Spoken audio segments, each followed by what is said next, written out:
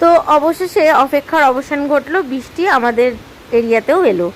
সব জায়গায় দেখছিলাম ফেসবুকে বা হোয়াটসঅ্যাপে যে বৃষ্টি হচ্ছে, খুব আনন্দ করছে। আমাদের এখানে এক ফোঁটা বৃষ্টি হচ্ছিল না।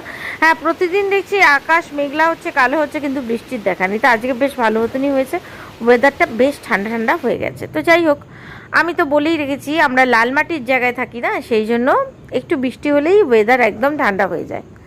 তো আজকের দিনটা একটু স্পেশাল, কারণ আজকে আমার দিদির 24তম অ্যানিভার্সারি, মানে বিবাহবার্ষিকী। আমার বাড়িতেই আছে, জামাইবাবু আসছে, ছেলে আসছে, সেই জন্য ছোটো করে একটু আয়োজন আর কি।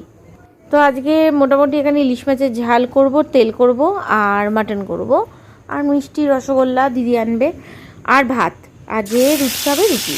তো এই মোটামুটি অ্যারেঞ্জ করেছিলাম। প্রথমে ভেবেছিলাম ডাল আলু ভাজা, কিন্তু অত আর হয়ে উঠলো না। তো যাই হোক, এই যে তেলটা ভাজছি একটা শুকনো লঙ্কা দিয়ে। রেসিপি আমি কিছু শেয়ার করব না, মোটামুটি দেখাচ্ছি কী কী আসলে রান্না করছি। মাংসের আলু ডুমো ডুমো করে কাটা, ভাজা শুরু হয়ে গেছে। আর এদিকে মোটামুটি তেল রেডি, এই যে দুটো তিনটে আবার কাঁচা লঙ্কাও দিয়ে দিয়েছি। তো এরপরে ইলিশ মাছগুলো আবার আমি রান্না শুরু করব।